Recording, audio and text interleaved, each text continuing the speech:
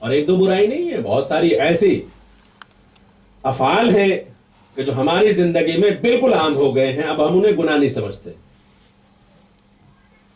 اور انشاءاللہ مجھے موقع ملا تو میں آیت الہی بھی آپ کے سامنے ان حالات و واقعات کے مطابق سے بیان کروں گا. جیسے غیبت کا مسئلہ ہے، اللہ نے واضح طور پر یہ ارشاد فرمایا کہ کیا تم میں سے کوئی ایسا ہے جو یہ پسند کرے گا کہ اپنے مردار بھائی کا گوشت کھائے؟ لیکن جب تم غیبت کرتے ہو تو غیبت تمہیں آگ کی طرف لے جاتی ہے. حسد ایمان کو کھا جاتا ہے. کس طریقے سے؟ جس طرح سے آگ لکڑی کو کھا جاتی ہے. یہ مثالیں بیان کی گئی. ہم صاحب ایمان ہیں مگر زندگی ہماری ایسی ہے کہ بغیر حسد کے گزرتی نہیں. کسی کو خوشحال دیکھ ہی نہیں سکتے کیونکہ خود اس مقام تک نہیں پہنچ سکتے. یہ اپنی ویکنس ہے، یہ اپنی ویکنس ہے. بجائے اس میں امپروومنٹ لانے کے کوشش یہ کی جاتی ہے کہ وہ جو اوپر جا رہا ہے اس کو جانے نہ دیا جائے، اس کو کھینچ لیا جائے. اور اس کا کوئی اور مسئلہ نہیں ہوتا، صرف حسد ہے. اور حسد کا انجام کیا ہوتا ہے؟ تاریخ انسانیت کی آغاز اس بات کی شاہد ہے. جناب آدم کے 2 بیٹے ہیں. نہ کوئی سوسائٹی ہے، نہ کوئی معاشرہ ہے، نہ کوئی ماحول ہے، نہ کسی کمیونٹی کا سائیڈ افیکٹ ہے، کچھ نہیں ہے. آج ہم یہ کہتے ہیں نا کہ بھائی سوسائٹی خراب ہے، ہم کیسے بچا سکتے ہیں اپنے بچوں کو؟ بعض ایسے امراض ہیں جس میں سوسائٹی کا کوئی عمل دخل نہیں ہوتا. وہ ہماری انٹرنل جو ہے وہ گروتھ ہوتی ہے جو بڑھ رہی ہوتی ہے، ہم وہیں سے اگ رہے ہوتے ہیں. تو ایسا مسئلہ نہیں ہے کہ اگر سوسائٹی بری ہے تبھی ہم برے ہوں گے. بہت سارے ایسے بھی ہوتے ہیں جو سوسائٹی بری ہوتی ہے مگر خود اچھے ہوتے ہیں، اور ان کی بھی مثالیں آپ کے سامنے میں انشاءاللہ بیان کروں گا. لیکن 2 اولادیں، 2 بیٹے، 2 فرزند جناب آدم کے ہیں. میں نے کیا کہا تھا؟ حسد انسان کو کہاں تک پہنچاتا ہے؟ اس کا انجام یہی ہے کہ خون نحق تک بہ جاتا ہے. دونوں کے لیے جناب آدم نے کہا کہ کون ہے جو بارگاہ الہی میں اپنی طرف سے فدیہ پیش کرے. ایک بیٹا ایسا ہے جو مقصد کو سمجھ رہا ہے، جانتا ہے کہ کس کے لیے پیش کرنا ہے. کہ ہمارے غلے میں جو سب سے بہتر جانور ہے ہم اسے لے کر کے جائیں گے کیونکہ بارگاہ الہی میں پیش کرنا ہے. دوسرا، اللہ ہی کے پاس تو نہیں آنا ہے. ہونا کیا ہے نتیجتاً؟ آگ ظاہر ہوگی اور جل جائے گا وہ. تو جسے جل جانا ہے اس میں اچھی کسی چیز کو پیش کرنے کا کیا فائدہ؟ یہ مینٹلٹی ہے، انسانی ذہنیت ہے. اور انسانی ذہنیت اگر بدلتی ہے تو پھر مزاج دیکھیں کیسا ہوتا ہے. ایک یہ تصور کر کے جا رہا ہے کہ مجھے کس کی بارگاہ میں پیش کرنا ہے، ایک یہ سوچ کر کے جا رہا ہے کہ ہمیں کس کی بارگاہ میں پیش کرنا ہے، اس سے لینا دینا نہیں ہے. نتیجہ کیا ہونا ہے؟ جس شے کو جل جانا ہے، راکھ ہو جانا ہے، اس کو بہتر شے کو پیش کرنے کا کیا فائدہ؟ ایسے بہت سارے افراد ہیں اس وقت جب مینا میں جاتے ہیں قربانی کے لیے، کوئی سستے ہی جانور ڈھونڈ لیا جائے تو اچھا ہے، آخر گوشت تو لے نہیں جا سکتے، یہ چھوٹ ہی جائے گا. وہ یہ نہیں دیکھتے کہ ہم بارگاہ الہی میں اس سنت ابراہیمی پر عمل کرتے ہوئے ایک قربانی پیش کر رہے ہیں. تو نتیجہ صرف کل کا نہیں، آج بھی صورتحال ایسی انسان کی ہوتی ہے.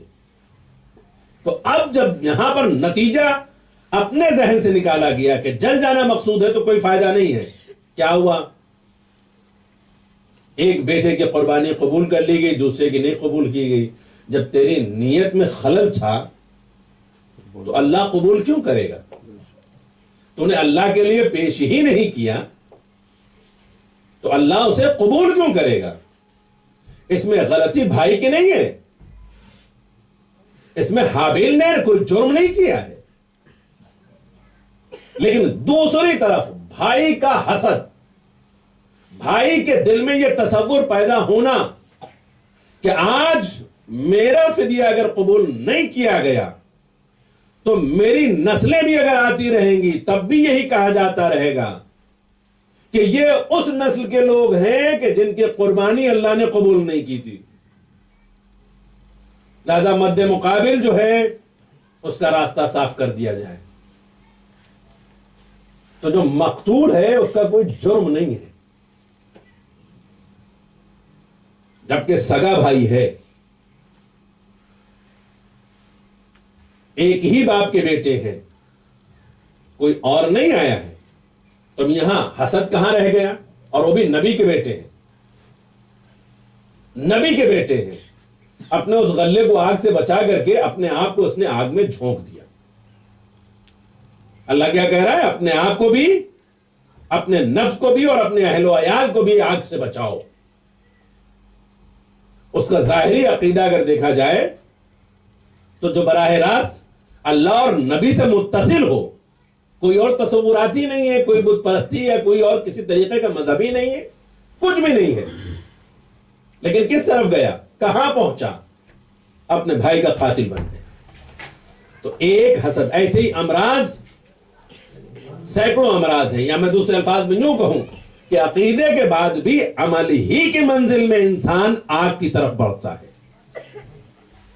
اور اسی لیے قرآن مجید میں بار بار یہ جملے کہے گئے ہیں کہ خسارے اور نقصان سے بچنے کی جو کیفیت ہے وہ ایمان اور عمل صالح دونوں ہے. اگر ایمان اور عمل صالح نہیں ہے، یعنی ایمان کے ساتھ قید ہے عمل صالح کی. سورہ والعصر میں کیا کہا گیا؟ بسم اللہ الرحمن الرحیم والعصر ان الانسان لفی خسر الا الذین آمنوا وعملوا الصالحات. زمانے کی قسم، انسان خسارہ اٹھانے والوں میں سے ہے، نقصان اٹھانے والوں میں سے ہے، مگر بچنے والے کون ہیں؟ یہ اللہ کی قید بتا رہی ہے. مگر وہ لوگ کہ جو ایمان لے آئے اور عمل صالح انجام دینے والے. وتواصوا بالحق وتواصوا بالصبر، حق اور صبر کی تلقین بھی کرتے رہتے ہیں، حق اور صبر کی وضاحت بھی کرتے رہتے ہیں، بیان کرتے رہتے ہیں ایک دوسرے کو. تو یہ خسارے سے محفوظ ہیں. اور جہاں کہیں پر بھی پہلے عمل صالح کی تذکرہ کیا گیا ہے تو وہاں قید لگائی گئی ہے، وَهُوَ مُؤْمِن. وہاں چھوڑا نہیں گیا ہے. یہ مت سمجھے انسان کی ٹھیک ہے عمل صالح ہی انجام دیتے رہیں گے تو نجات پا جائیں گے. نہیں، عمل صالح کے ساتھ وَهُوَ مُؤْمِن، شرط یہ ہے کہ وہ مومن بھی ہو. اور جہاں ایمان کا تذکرہ پہلے کیا گیا وہاں شرط لگا دی گئی عمل صالح کی. اور یہ اب ان باتوں سے، آیات سے ہٹ کر کے ایک عقلی دلیل آپ کے سامنے. ہمیں اللہ کی وحدانیت اور اس کی عدالت پر یقین ہے. یہ عقیدہ ہے، یہ عقیدہ ہے نا ہمارا کہ اللہ وحدہ لا شریک ہے اور عادل ہے. اب اللہ عادل ہے، وحدہ لا شریک ہے. اللہ جج کرے گا، انصاف کرے گا. کن باتوں میں؟ وَمَن يَعْمَلْ مِثْقَالَ ذَرَّةٍ خَيْرًا يَرَى وَمَن يَعْمَلْ مِثْقَالَ ذَرَّةٍ شَرًّا يَرَى. جب وہ عدالت قائم کرے گا تو ذرہ برابر نیکی کی جزا اور ذرہ برابر برائی کی سزا کا تعین اس نے کیا ہے. اب ہم اپنی زندگی میں اسے وحدہ لا شریک مانتے ہیں، اسے عادل مانتے ہیں، مگر ہماری حیات میں خیر نہیں ہے. امیدوار جزائے خیر ہم ہیں، لیکن اگر زندگی میں خیر نہیں ہے تو وہ عدل کرے گا. کیا عدل کرے گا؟ ہماری زندگی میں شر ہی شر ہے. یا تو یہ ہو کہ اگر خیر نہیں ہے تو شر بھی نہیں ہے. تو سیدھا سا فارمولہ یہ ہے کہ بہرحال ایمان باللہ ہے، ایمان بالرسول ہے، ایمان بالائمہ ہے. تو ایمان کی بنیاد پر نہ خیر ہے نہ شر ہے، مگر یہ ایک حقیقت ایسی ہے کہ جو ہمیں جنت تک لے جائے گی. لیکن زبانی ہم نے کچھ نہیں کہا، عملی طور پر ہماری صورتحال یہ رہی کہ ہم ایمان لانے کا دعویٰ کرتے رہے اور صرف شر کے شکار رہے۔ کبھی مومن شر پر عامل نہیں ہوتا، ایمان کبھی شر کی طرف نہیں لے جاتا۔ اس کی وجہ جانتے ہیں آپ کے گارجینز کون ہیں؟ والدین آپ کے۔ کیا والدین یہ پسند کرتے ہیں کہ آپ اس جلتے ہوئے ہیٹر پہ اپنا ہاتھ رکھ کر کے کھیلیں؟ کیوں نہیں پسند کرتے؟ کیونکہ آپ برن ہو جائیں گے، آپ کو اذیت پہنچے گی، آپ کو نقصان پہنچے گا۔ والدین نہ بھی بولے، دوست و احباب اور ہر عقل مند آپ کو روکے گا۔ بھائی یہ کیا کر رہے ہیں آپ کو اذیت پہنچے گی، آپ کو نقصان پہنچے گا، آپ یہ کام مت کریں۔ لیکن جو ولی ہے آپ کا، جو وارث ہے آپ کا، ظاہری طور پر جسمانی اعتبار سے آپ کے والدین ہیں۔ والدین اگر آپ نہ سمجھ بھی ہیں تو اپنی پوری کوشش صرف کر دیں گے کہ آپ کو اس نقصان دہ شے کے قریب نہ جانے دیں، کیونکہ آپ نافہم ہیں، ناسمجھ ہیں، وہ بچائیں گے آپ کو۔ یہ ظاہری وارث ہیں، یہ ظاہری ولی ہیں۔ مومن کا ولی کون ہے جانتے ہیں؟ اللہ ولی الذین آمنوا، اللہ صاحبان ایمان کا ولی، اللہ مومنین کا ولی ہے۔ یخرجہم من الظلمات الی النور، سورہ بقرہ کی آیت ہے جسے آپ آیت الکرسی کے طور پر جانتے اور پڑھتے اور سمجھتے رہتے۔ وہ ظلمات سے نکال کر نور سے متصل کر دیتا ہے۔ میری مثال پہلے آپ کی سمجھ میں آ گئی تھی نا؟ جو ولایت کرتا ہے کسی بھی مومن کی، وہ کبھی پسند نہیں کرتا کہ مجھ پر ایمان رکھنے والا، مجھ پر یقین رکھنے والا تاریکیوں میں گرفتار رہے، برائیوں میں گھرا رہے۔ وہ یہ چاہتا ہے کہ جس کی میں ولایت کرتا ہوں، جس کا میں ولی ہوں، وہ صاحب ایمان تاریکیوں سے بچ کر کے نور سے متمسک ہو جائے، کیونکہ تاریکی نار تک پہنچاتی ہے اور نور نجات تک لے جاتا ہے۔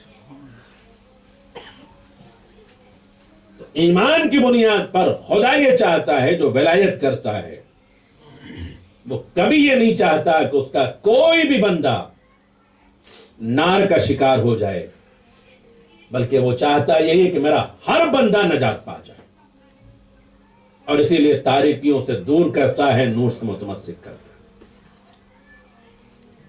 اور اس نجات کے حوالے سے اگر دیکھنا چاہتے ہیں تو ایک حسین کا چاہنے والا وہ بھی ہے کہ جو نار سے نور کی طرف چل کر آیا، میں یوں کہوں کہ نار سے نجات کی طرف اس نے اپنے قدم بڑھائے۔ کون سی وہ چیز تھی؟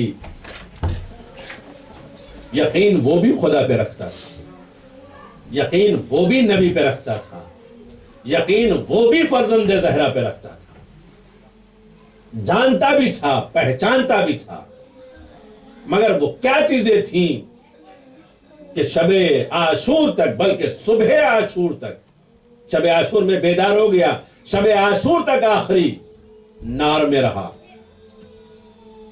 اور صبح عاشور کو نور کی طرف قدم بڑھا۔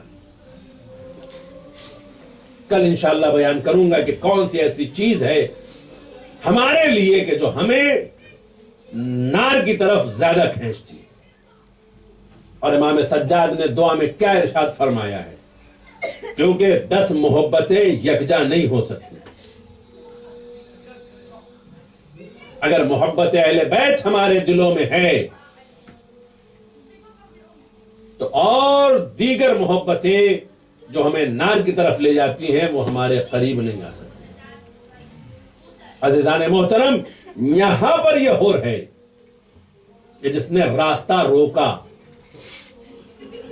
نبی کے لال نے اس کے لشکر کو اور اس کو سیراب کیا، حیات بانٹی، زندگی دی. ورنہ انصاران حسینی یہی کہہ رہے تھے فرزند زہرا اگر اجازت ہو تو ان کی زبانیں باہر نکلی ہوئی ہیں، ان کو چند لمحوں میں تحقیق کیا جا سکتا ہے، مگر پہچانے ان ذوات مقدسہ کو جو یہ درس دے رہے تھے کہ تم اتنا نہیں سمجھ سکتے، ہم حیات بانٹنے کے لیے آئے ہیں، حیات لینے کے لیے نہیں آئے. لیکن اس کے باوجود بھی اور کا لشکر امام کے لشکر کے ساتھ ساتھ چلتا رہا. ترائی تک پہنچے، ترائی سے خیمہ بھی ہوڑنے لگا، حکم پسر ساس. آخر وہ کیا بات تھی کہ جس کی وجہ سے حر بن گئے؟ جب تک فکر لاحق تھی کہ ہم پسر سعد اور ابن زیاد کے تنخواہ دار ہیں، نمک خوار ہیں، تب تک ظاہری طور پر خدا نبی پر ایمان رکھنے والا بھی، کلمہ پڑھنے والا ان دونوں کا، نبی کے لال کو پہچانتے ہوئے کہ یہ فاطمہ زہرا کی آغوش کا پروردہ ہے، علی مرتضیٰ کا لال ہے، نبی کا فرزند ہے، پھر بھی اس بات پر آمادہ رہا. ایک شب کی تاریخ، ادھر امام حسین علیہ السلام نے مہلت مانگی ہے اور ادھر حر پوری رات بے چین رہا، کبھی خیمے میں جاتا ہے، کبھی خیمے سے باہر آ جاتا ہے. جوان بیٹے کی نظر باپ پر پڑ گئی، بلکہ بعض روایتوں کے مطابق دوسروں نے بھی سوال کیا، اور تجھے کیا ہو گیا ہے؟ اگر ہم سے کوئی سوال کرتا کہ سب سے جری کون ہے تو ہم تیرا نام لیتے. تیری قیادت میں ہزاروں افراد موجود ہیں، تجھے کس بات کا خوف ہے؟ تو نے بڑے بڑے مارکے سر کیے ہیں، یہ تو مختصر سا لشکر ہے جو 3 دن کا بھوکا پیاسا ہے. آخر تو اتنا بے چین کیوں نظر آ رہا ہے؟ یہ بے چینی بتا رہی تھے کہ حر ابھی تک کہاں تھا اور اب کس طرف جانا چاہتا ہے. اسی نار کا خوف تھا جو حر کو بے چین کر رہا تھا. اسی لیے جب بیٹے نے سوال کیا، کہا بابا کیا بات ہے؟ کہ میں اپنے آپ کو دوزخ و جنت کے درمیان میں پا رہا. کہ بابا آپ پھر سوچتے کیا ہیں؟ جنت کے طرف قدم بڑھائیے، ہم آپ کے ساتھ ہیں. نار سے بچ کر نور کی طرف آنے والا کہتا ہے میرے لال جاننا چاہتے ہو یہ سبب کیوں ہے؟ بیٹے کو لے کر کے خیمہ حسینی کی طرف بڑھا. خیمہ امام کے قریب پہنچا تو ننھے ننھے بچوں کے رونے کی صدائیں آنے لگی. کہا میرے لال سن رہے ہو؟ نبی کے لال نے میرے پورے لشکر کو سیراب کیا تھا اور میں سبب بنا ہوں آج ترائی سے خیمے ہٹا کر کے کہ خیمہ حسینی سے چھوٹے چھوٹے بچوں کی گریہ کی صدائیں بلند ہو رہی ہیں. بابا پھر قدم آگے بڑھائے. کہا نہیں میرے لال، نار سے نکل کے نور کی طرف تاریکی میں شیر نہیں جاتے. پھر صبح پسر سعد کے پاس پہنچا. کہا پسر سعد کیا جنگ کے علاوہ کوئی اور چارے کار نہیں ہے؟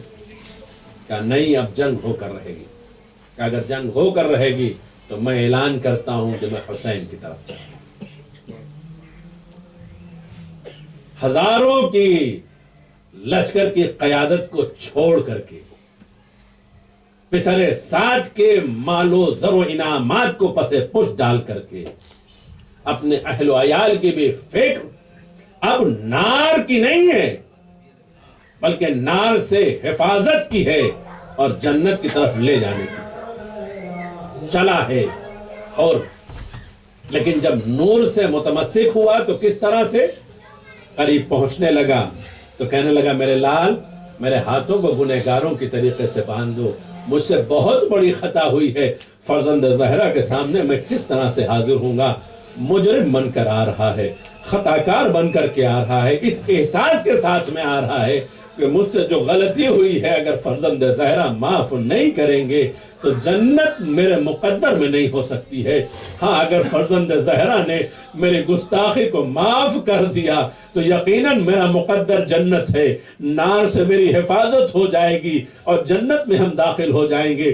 اس جذبے کے ساتھ میں جب آیا ہے تو اس طرف نبی کا لال ہے جو سخی ابن سخی بھی ہے، کریم ابن کریم بھی ہے، آنے والا کون آ رہا ہے، ہر آ رہا ہے، ندامت کے ساتھ آ رہا ہے، شرمندگی کے ساتھ آ رہا ہے، اپنی خطا کے احساس کے ساتھ میں آ رہا ہے۔ آنے کے بعد سر قدموں میں رکھا تھا، نبی کے لال نے اٹھا کے سینے سے لگا لیا، میرے دوست ہور ارے تم ایسے موقع پر آئے ہو کہ میں ایک قطرے آب سے تمہاری مہمانداری نہیں کر سکتا، اور بھی کہتا ہے فرزند زہرا مجھے قطرے آب کی ضرورت نہیں ہے، میں صرف یہ چاہتا ہوں کہ میری خطاؤں کو آپ معاف کر دے۔ امام کہتے ہیں ہور میں نے معاف کیا، میرے خدا نے تجھے معاف کیا، یہ سوچنا تیری ماں نے کتنا بہترین تیرا نام رکھا ہے، ارے تو حر ہے تو اس دنیا میں بھی آزاد ہے آخرت میں بھی آزاد ہے۔ فرزند زہرا کی سند پا گیا، بڑا مطمئن ہوا، لیکن اس کے بعد بھی کہتا ہے اے نبی کے لال اس سے بڑی میں سند چاہتا ہوں۔ کہا بتا حر کیا بات ہے؟ کہا اے فرزند زہرا میرے اس جوان بیٹے کو اذن جہاد دے دیجئے تاکہ جا کر کے آپ کی طرف سے یہ جنگ کر سکے۔ کہا اے حر کیا یہ کافی نہیں تھا کہ میں نے معاف کر دیا؟ کہا میں جانتا ہوں آپ نے معاف کر دیا ہے، مگر میں یہ بھی چاہتا ہوں کہ جس لال کو نار سے بچا کر کے لے آیا ہوں اسے جنت میں اپنے سے پہلے بھیج دوں۔ ارے یہی وجہ تھی کہ نبی کے لال سے اجازت دلائی اور ادھر جوان بیٹا مقتل کی طرف آیا۔ آنے کے بعد اشقیاء سے جنگ شروع کی، زخموں سے چور ہو کر کے دشت کربلا پہ آیا ہے، صدا دی بابا میری مدد کے لیے آئیے۔ امام آگے بڑھے، بھیا عباس حر کے بازوؤں کو تھام لو، ارے جوان بیٹے کے لاشے پہ ضعیف باپ نہیں جاتا۔ غازی ابوالفضل آگے بڑھے، کہا حسین حر کے بیٹے کا لاشا لینے جائے گا، ارے بنی ہاشم کے جوان و انصار حر کے بیٹے کا لاشا لینے جائیں گے، حر کو سنبھالو، زخمی لال کو ضعیف باپ کس طرح سے دیکھے گا؟ میں کہوں گا حر تو کتنا خوشا نصیب ہے کہ تیرے کڑیل جوان نے صدا دی تو نبی کا لال چلا گیا، تجھے تسلیوں و تشفیہ دینے والے رہے، مگر دشت بلا سے علی اکبر کی صدا آئی، بابا میرا سلام آخر۔ اے حور اٹھ کے امام کے بازوؤں کو تھام لے، کڑیل کے سینے میں، کڑیل جوان کے سینے میں، ارے نیزے کے یعنی باپ کس طرح سے نکالے گا؟ مگر ممکن ہے حر کا لاشا تڑپ رہا ہو، اگر موت نے مجبور نہ کیا ہوتا تو یقیناً میں صدا پہ لبیک کہتا۔ حر کے بیٹے کا لاشا آیا، سیدانیوں نے مخدرات عصمت و طہارت نے ماتم کیا، ارے کعبے کوثر سے مولا نے سیراب کیا، جنت کی بشارت اسے مل گئی۔ حر اس کے بعد چلا ہے، حر بھی دار فانی سے رخصت ہوا، ارے نار سے نکلا، نور سے متمسک ہوا، اتنا عظیم ہو گیا کہ وہی زینب ام کلثوم ہے جو کبھی بھائی حر کہہ کے ماتم کرتی ہے، امام مظلوم ہے جو بار بار کہتے ہیں اے حر ارے تو نے اپنی جان قربان کر دی، خدا تجھے مقام بلند نصیب کرے۔ پہلے تو چلا گیا، تو سیراب تھا، مگر حور ان بچوں کو دیکھ جن کے دہن سے ابھی بھی صدا بلند ہو رہی ہے، آلتاش آلتاش آئے پیاس، کاش پانی فَيَعْلَمُ الَّذِينَ ظَلَمُوا أَيَّ مُنْقَلَبٍ مَاتَ يَا حسین یا حسین یا حسین یا حسین یا